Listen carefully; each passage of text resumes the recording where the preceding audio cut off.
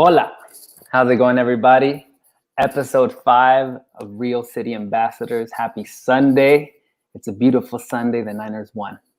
Anyways, I'm a San Franciscan, and the next person I am going to have this conversation with is also a fellow San Francisco native. She went to Lowell High School, whoop, whoop, Cardinals.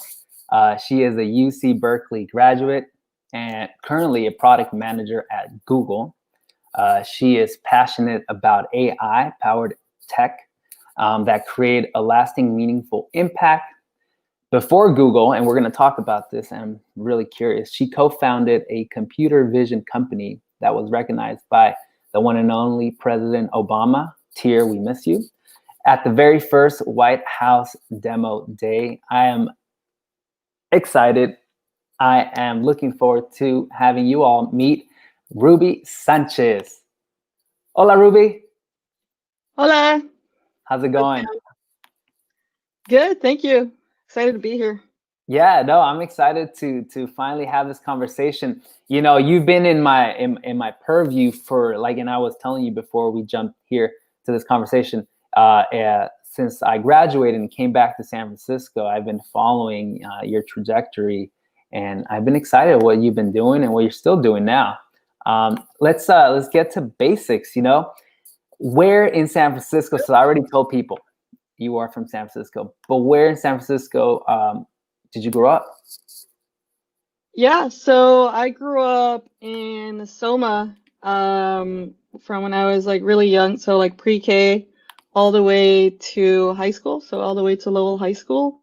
And then in high school, my parents actually moved to the Mission. So I'm gonna stop you real quick so people can get a hold of what we're talking about and where you were. So you grew up here in Soma. Yep. I want to show people where Soma is. And your folks, where did they come from originally? Yeah, my parents were born in Mexico. My dad was born in Oaxaca, and my mom was born in Mexico City, and I was actually born in Mexico City too. Get out! I immigrated here when I was 2 years old. Yeah. Well, I'm just saying that because I haven't interviewed a Mexicano yet, and I didn't know you were. And some people were like, "All right, that's cool, but when are you gonna bring La Raza?"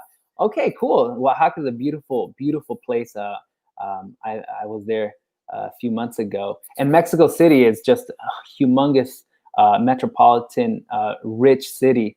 And so they came to Soma in what years? It must have been 1991.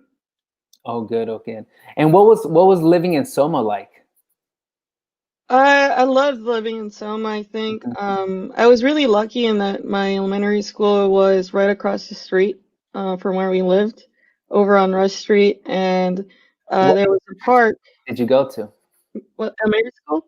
Yeah, I went to Bessie Carmichael. Yep, that's the one. The one and only. Tell me about your experience at Bessie Carmichael. I loved it. I actually grew up in bilingual programs, and so I think it's called ESL back then. And so it's great to grow up, still being able to speak and develop the Spanish language, while trying to develop the English language. And it was until 5th grade that I moved to the all English class.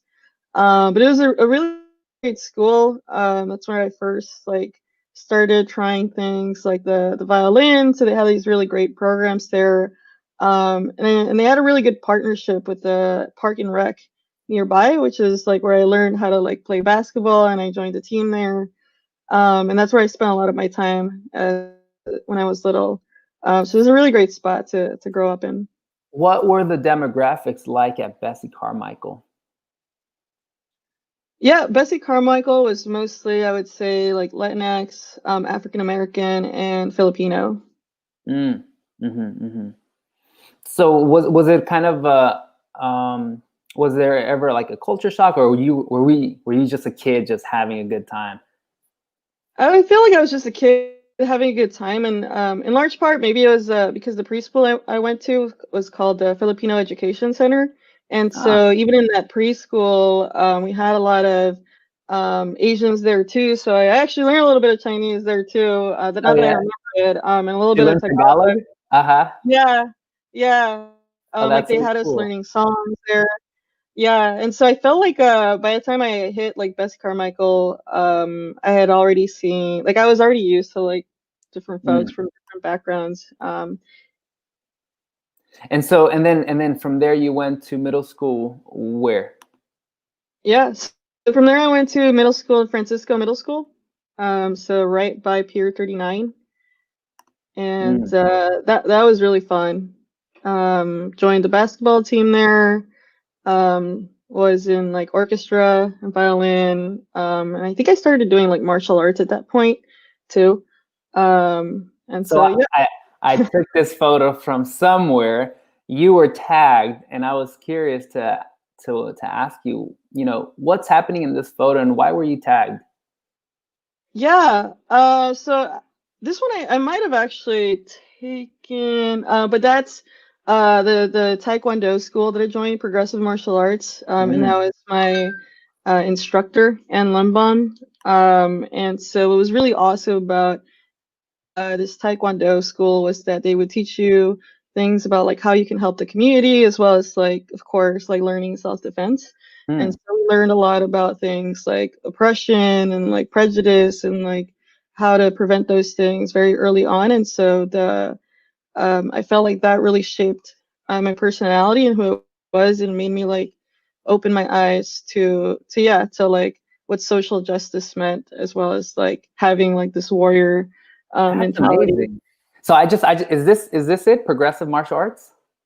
Yep, that's the That's one. and that's and just exactly what you just described is on their cover page. They fuse not only the physical aspect of martial arts, but also maybe a political aspect. So what do you mean when you all were learning Taekwondo? They would infuse, I don't know, conversations about injustice.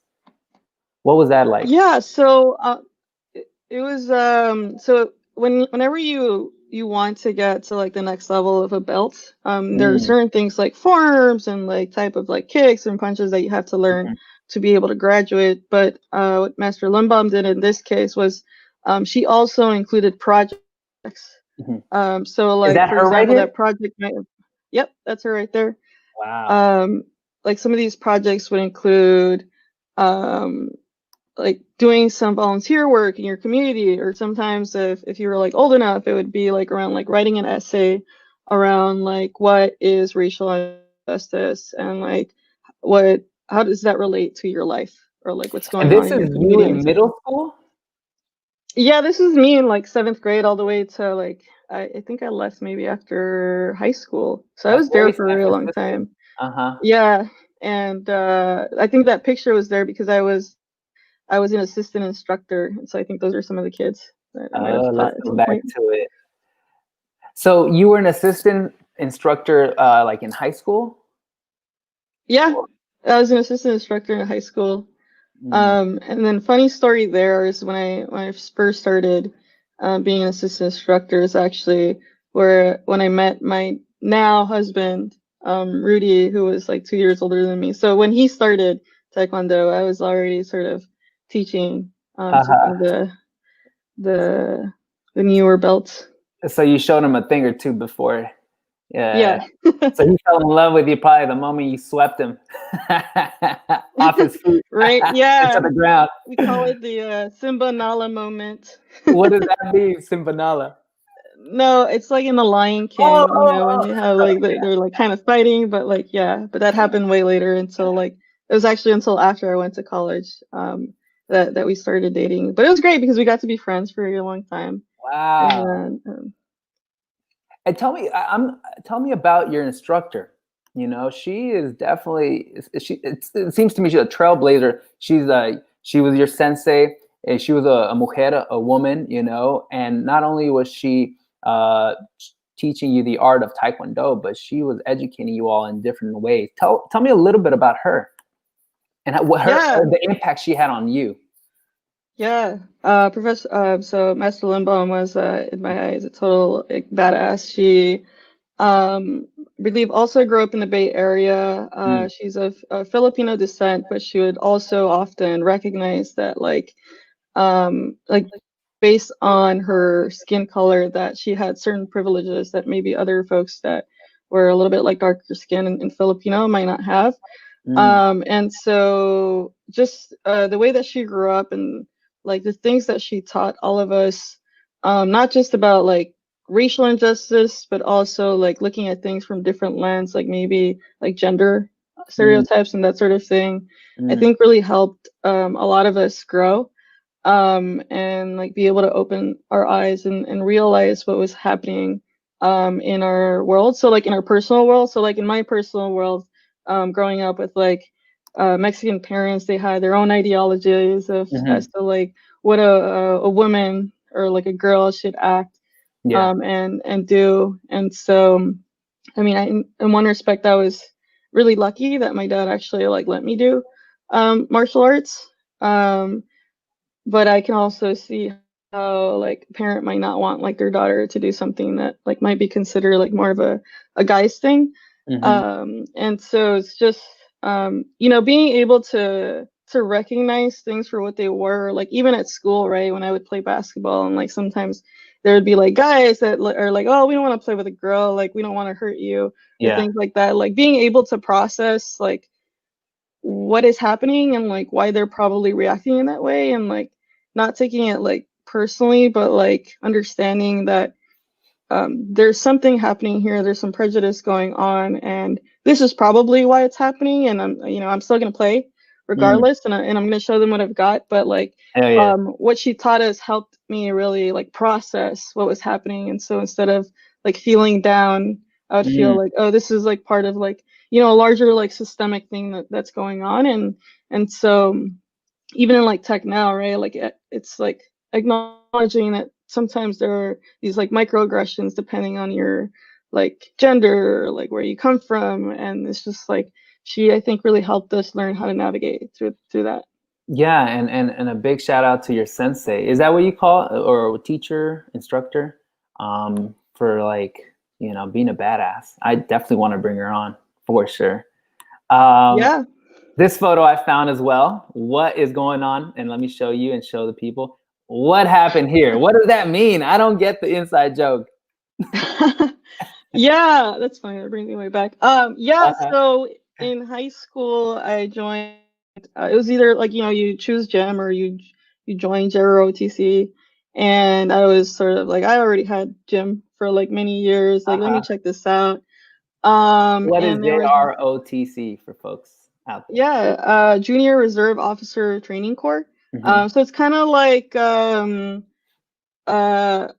have instructors that were like colonels in the military, and they like, instead of taking gym, you still do like a lot of physical things like push-ups and all of that, but they also essentially teach you leadership skills. So like they're like, something really huge that I learned was just like you would take a test and it would sort of tell you like what kind of personality you have and like what other personalities there are.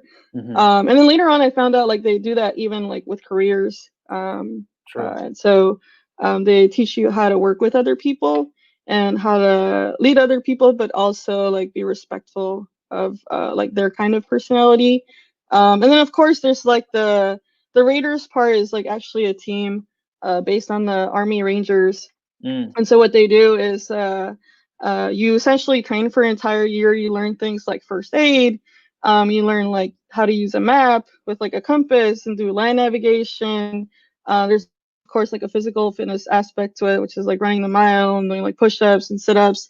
And then you have this yearly competition in which you compete with all the other schools, and it's just this entire like grueling day of like doing like a land navigation course and like a 3K mile run, and like first it's like a combination of a first aid challenge with like an obstacle course. And so this is a really great like group of folks that I met there. Everyone was like really quirky and sort of like nerdy, but also physical. And so I was of course like doing martial arts, and I was like, this sounds like really fun and grueling and challenging, and for some reason I was attracted to that. And so met a bunch of other folks, and like I just went and visited like one of my best friends that I met through that group last week or 2 weeks ago in New Jersey.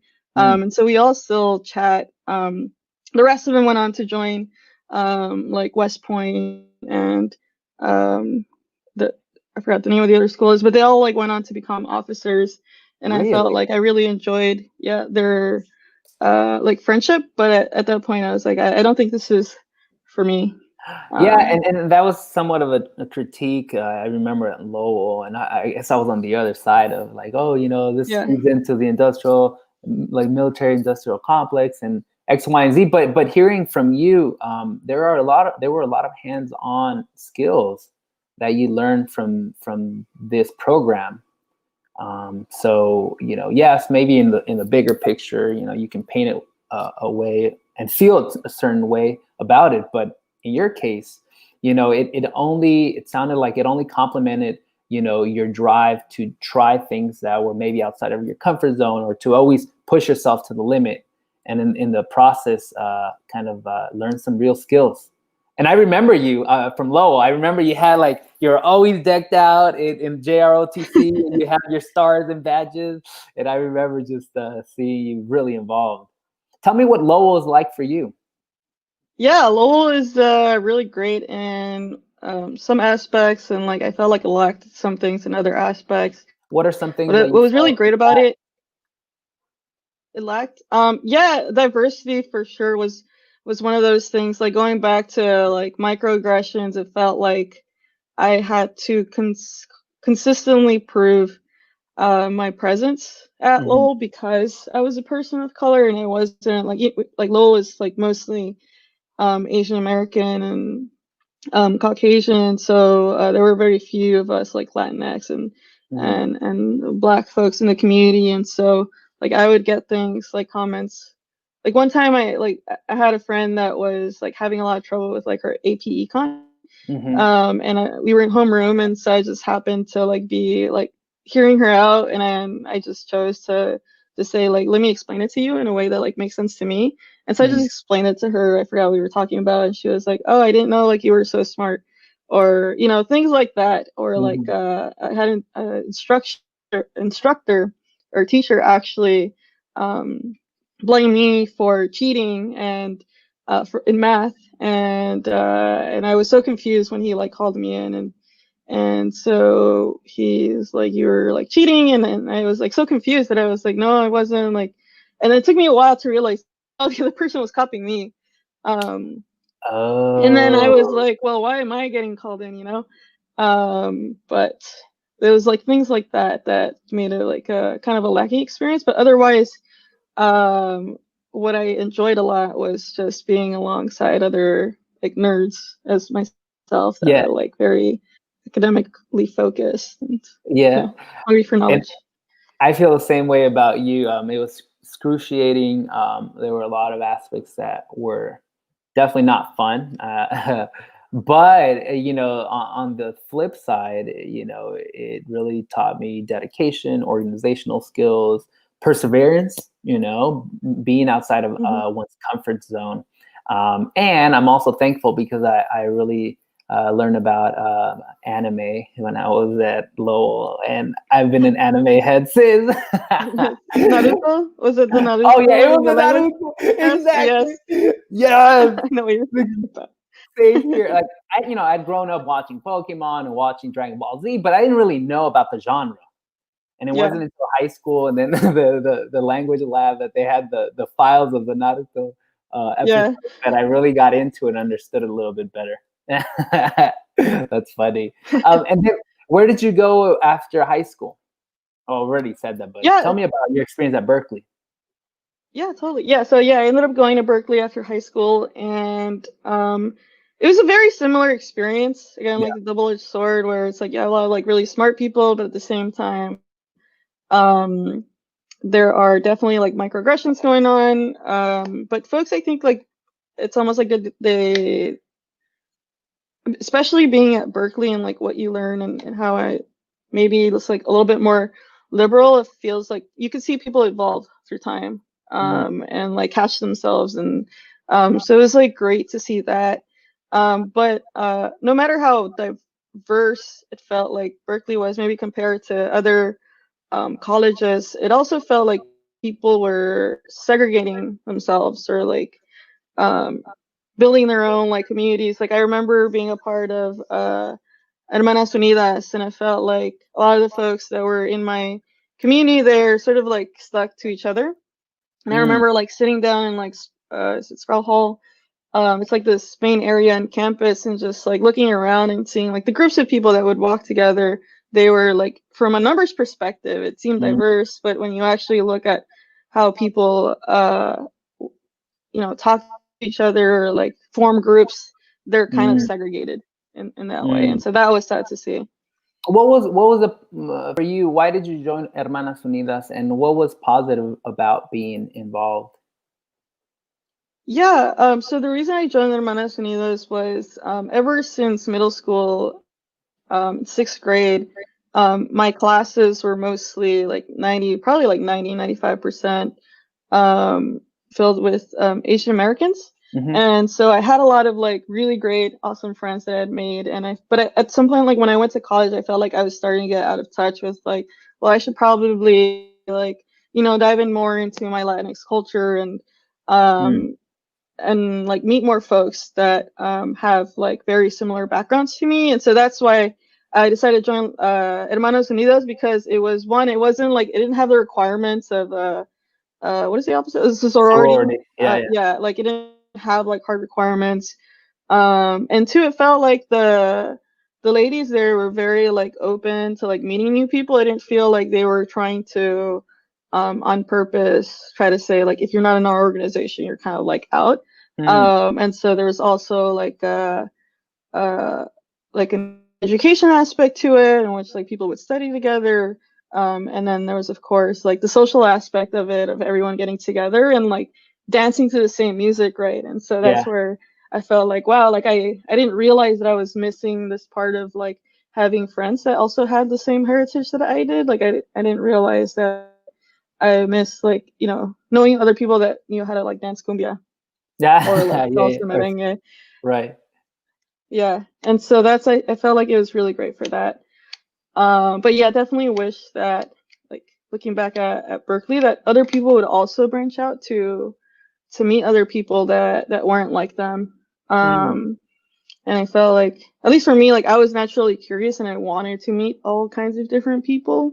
And that's what I think like later helped me out in life, like when it comes to like learning about like networking and like that's where I think it becomes really important to know folks that don't have the exact same background.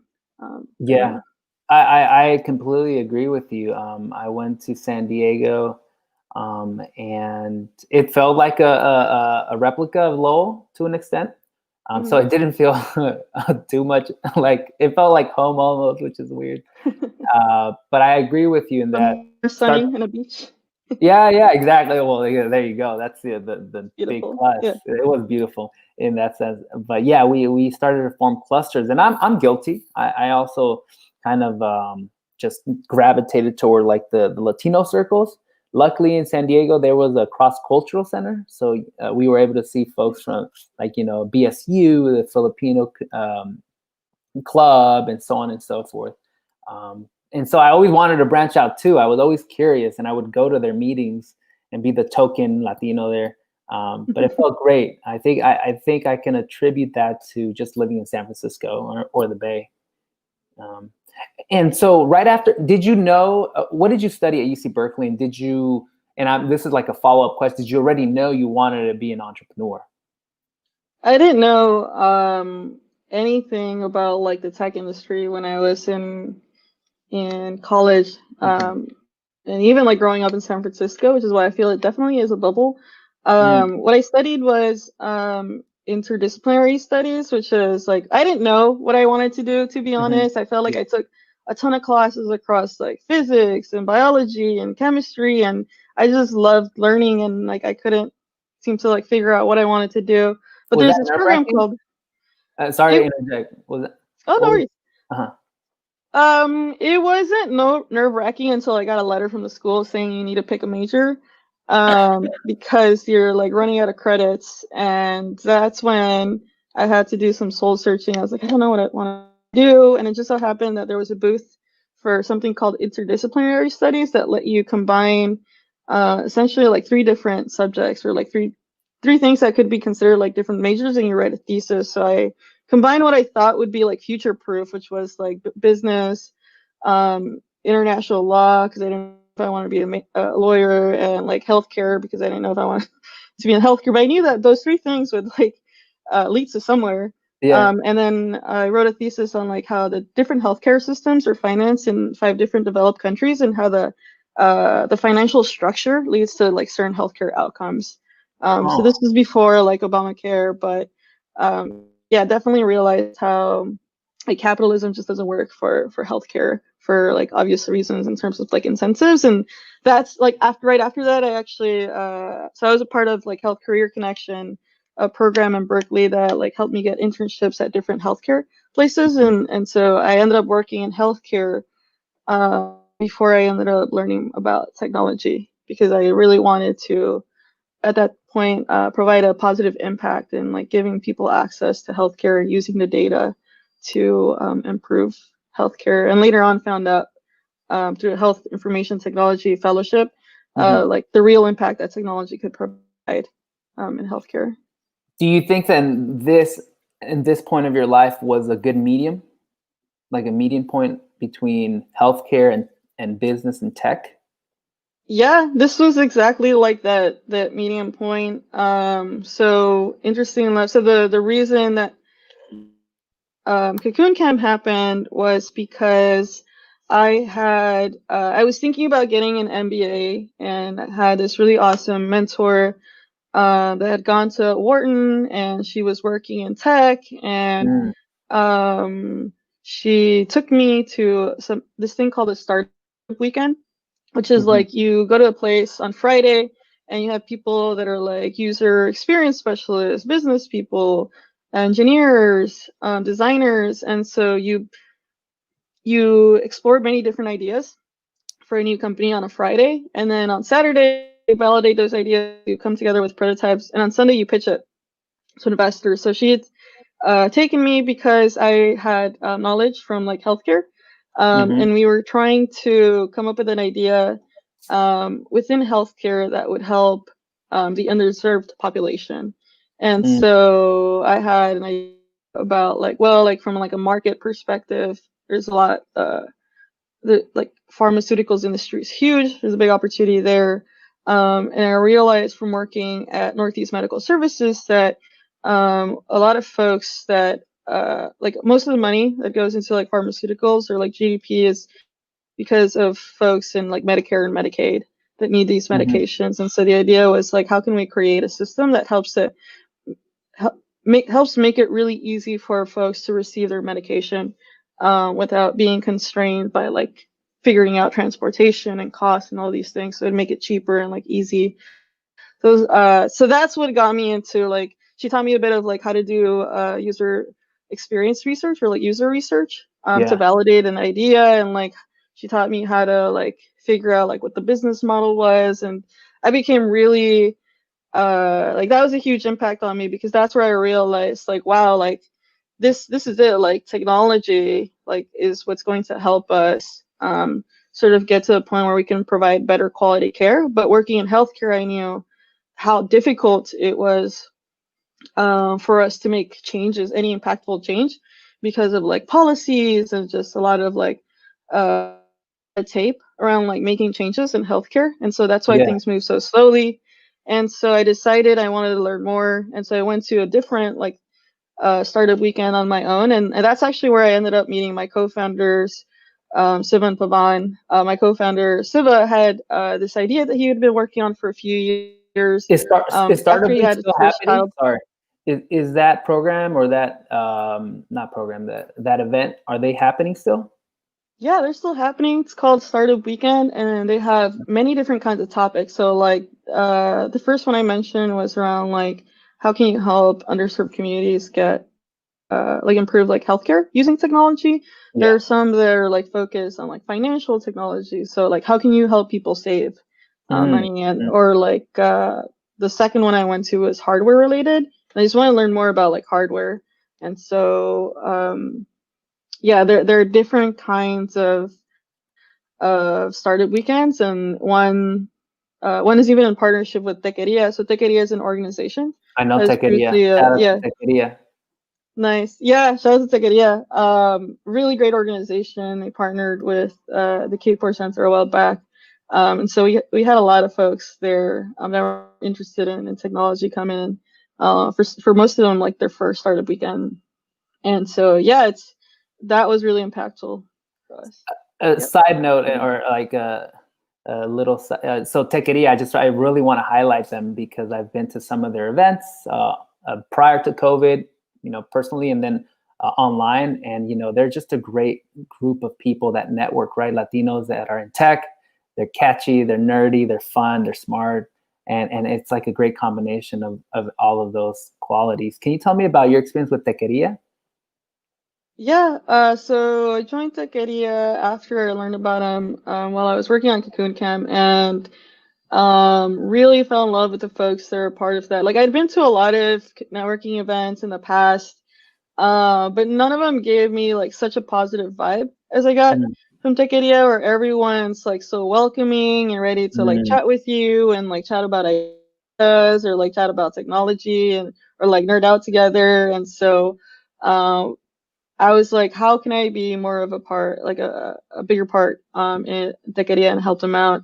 So then I became an organizer and then helped organize some events. And then later on, because I had the filing to make our Cocoon Cam into a company when we first started. So I helped Tequeria find an organization to help them create their nonprofit status too, and then help them through the formation process of like your articles.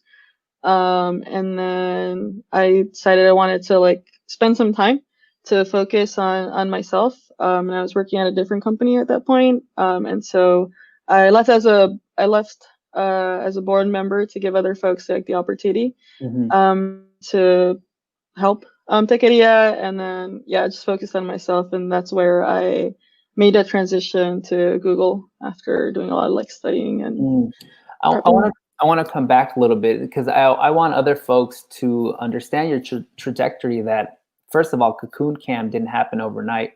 You did the Stanford Entrepreneur Fellowship Program.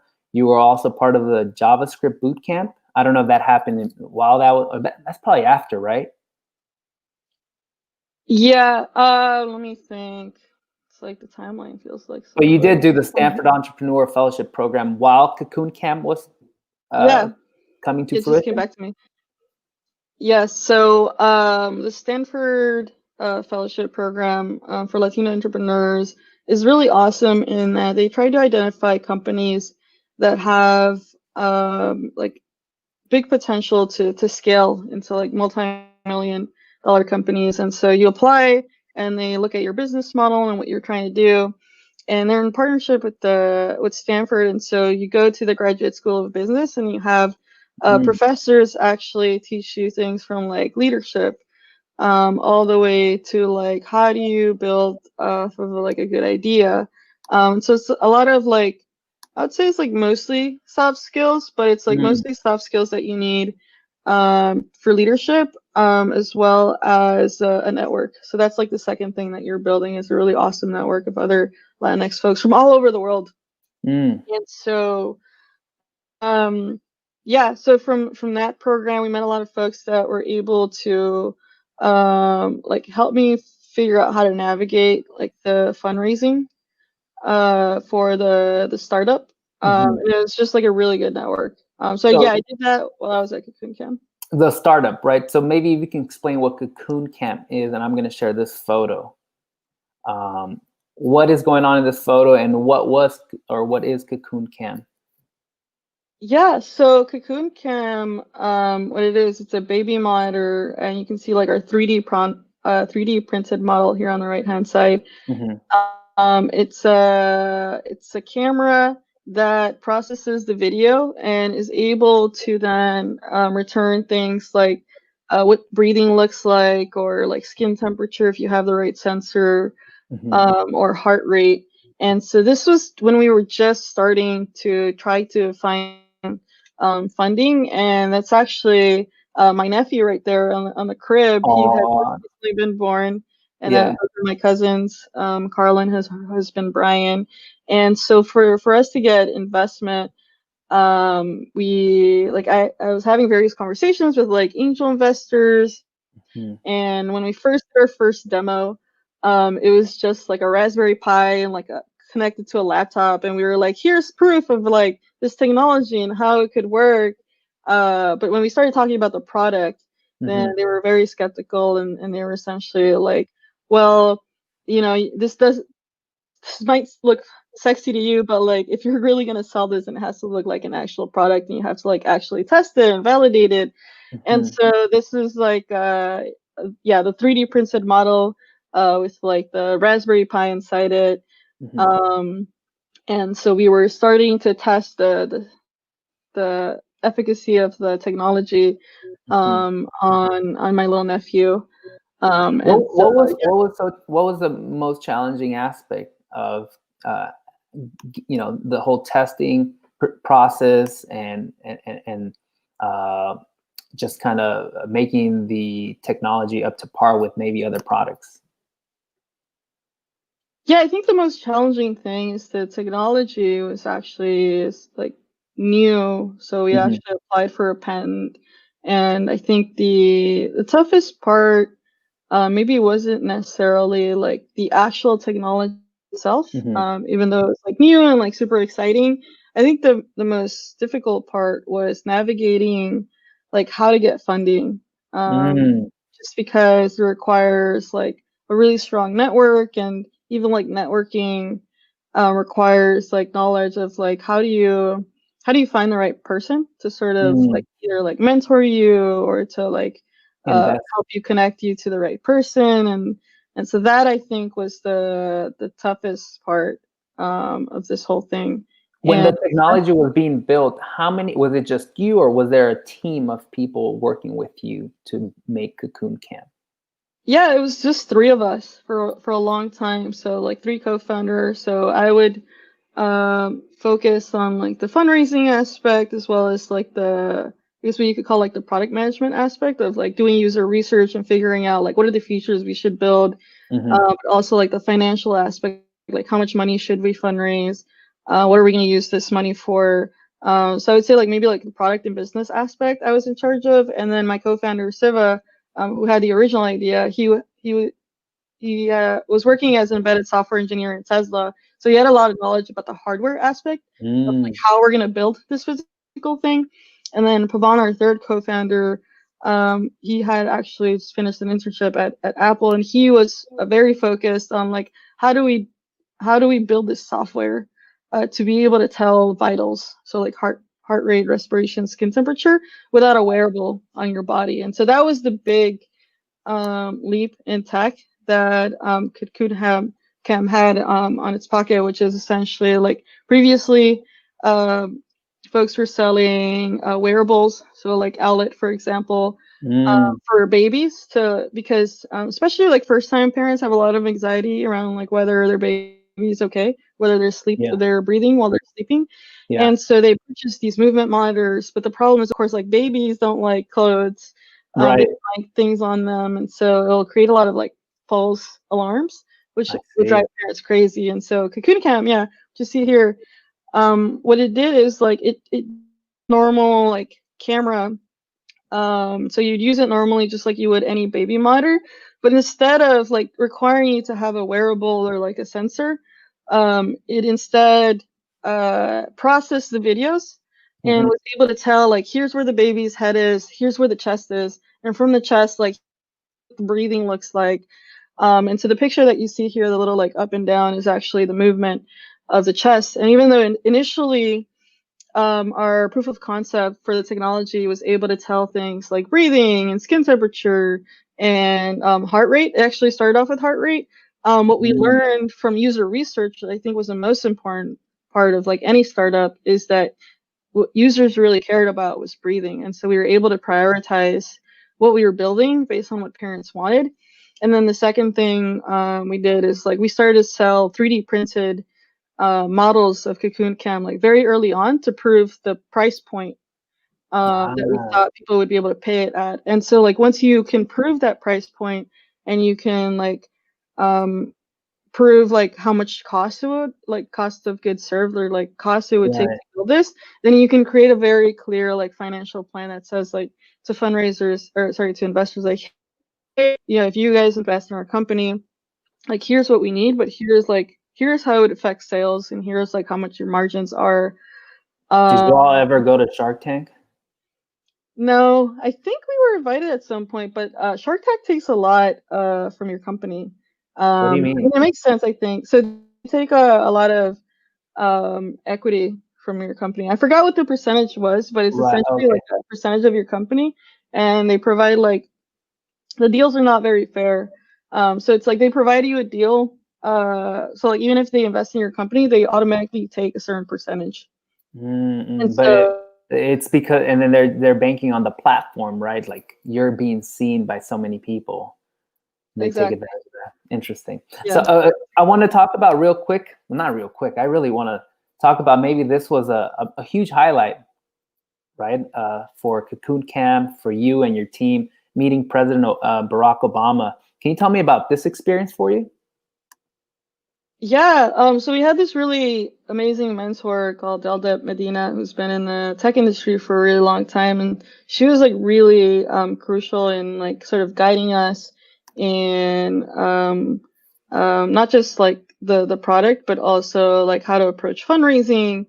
And so she had actually, I guess the White House had reached out to her organization to get some nominations for like companies for the first ever White House demo day. And a demo day is literally when like startups come in and they like show off and like demonstrate their product or like technology that they're building.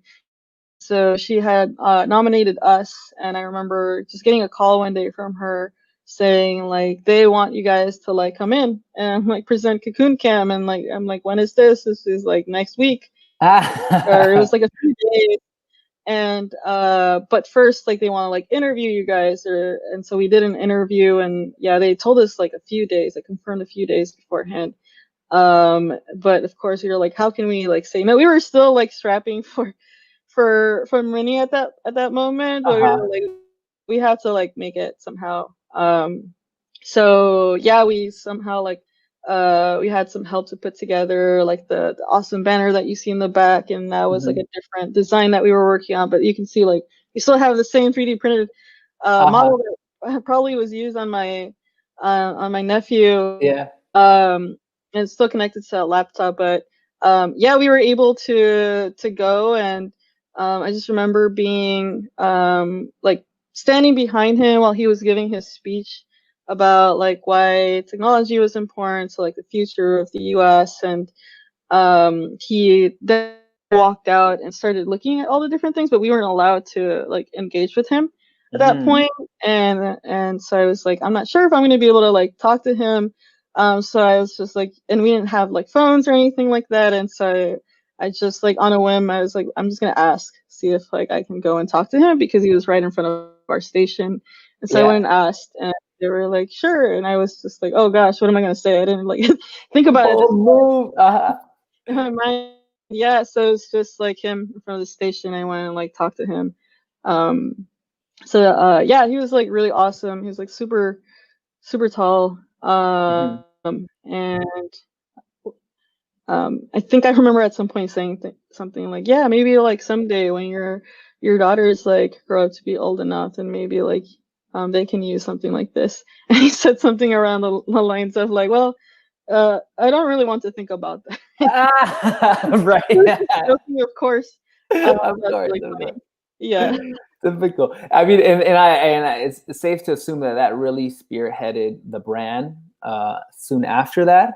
What were some, I mean, what was, I understand there's a lot of positives, but what did that do to you all as a team? Did it force you all to just really try to expand quickly? Or what was the aftermath of the White House demo day? Yeah, so after the White House demo day, we definitely got a lot of great press. We were still chatting with investors. The thing that I realized was you know, the actual like magic of Cocoon Cam was the software. Mm. And it wasn't necessarily the hardware because we were using off-the-shelf components. And then the more and more I spoke to like VCs and like angel investors, it became very clear that they weren't really interested in the hardware aspect of things, but they were more interested in the actual technology that we were building, because that's what's like more scalable. And the hardware itself is like very expensive to build like a hardware, especially in like a consumer sort of industry, and because it requires a lot of capital. And so on the one hand, we were starting to get sales online, which is really awesome. We'd found a company in CES that had the kind of camera that we could use to build our software on top of, and that was like the picture that you had just shown. This one. Like, yep, that's the one. Yeah, so we were able to not have to build hardware on our own, which is really great because you want to be like really scrappy. Yeah. But then at some point, the tough part was like from a fundraising perspective, investors were more interested in the software, and I started to see it too. It was like we were meeting with different camera companies, or like even in healthcare, like folks that might want to like license our software and build their own hardware, which is actually like a lot more scalable, right? Because then you can only focus on software. Yeah. It's not as expensive to build like a consumer hardware where you have to like use marketing dollars to like push it. And so when I started to realize that is when I actually wanted to move towards the enterprise side of things. But we were already like having sales, and my co-founders were super excited about that, which is like rightly so. It was becoming like a really popular camera, and so yeah, I tried to convince them to like move in the like software direction, and they didn't want to do that, and so I became like very invested in like learning more about the enterprise or like business to business direction. So I actually ended up helping them raise around from VC. And then that VC was going to be able to like help them and like actually bring the VC. What is VC? Yeah, so it's like venture capital. Oh, venture capital. Okay. Yeah. So a venture capital firm like essentially came in. What was really awesome is that they were interested in the consumer, in the baby space. They were bringing in like the business aspect, and I felt like I wanted to like personally for my own growth learn more about the business to business aspect of things of like software. Because when I ran the numbers, I realized this is what they're trying to tell me. Like they're trying to tell me like if you focus on the software, the business is a lot more scalable. So if we were to focus on like licensing the software, the technology we had built so that others can build it, you need like less capital, and the possibility that your company can grow really fast and big is a lot higher. And so I think the main difference is that me and like one of my co-founders had is that I was like more interested in like how can we scale this to be like really big. Yeah. And then it was his idea too. So it was like, it made sense. It was like literally his baby. Yeah. And he was more interested in like just continuing in the original trajectory and idea, even though it was like more of a lifestyle company, which is like, it's a good thing to also have. But that's where like, I think our visions started separating. And so like that, I think was the hardest thing was just, you know, and it's a big learning, and they talk about all the times like how you have to like be continuously aligned with your co-founders on like having the same vision. So yeah. When did you then move? When did you take a different route and venture outside of Cocoon Cam? Yeah, so it was around like 2 years later. I actually had met at the Stanford Latino Entrepreneurship Initiative. We had like a co-working space with all these other different startups. And so I met Laura Gomez, who at this time was the CEO of Atipica, and that was a business to business software. So they were selling software to HR folks in tech that would help them be able to understand how their applicants pool, like the diversity of it. So it would also look at all the different like historical resumes that they had, and would be able to help them say like, oh, you're you're currently looking for, like, let's say a senior software engineer. So here's some folks that could be like of a diverse background that also fit those needs. Because the problem they were having was that they were like, we don't know where to find folks to like make our companies more diverse, and we wanted to help them do that, but also understand like whether there might have been any issues in their hiring process. So to help them find applicants that might qualify for jobs that they had open. And some of them had like millions of resumes, so it really helped them find folks without spending necessarily more resources on like going out and finding new folks where they already had a big applicant pool. And the second thing is it helped them understand how their applicants move through the applicant funnel.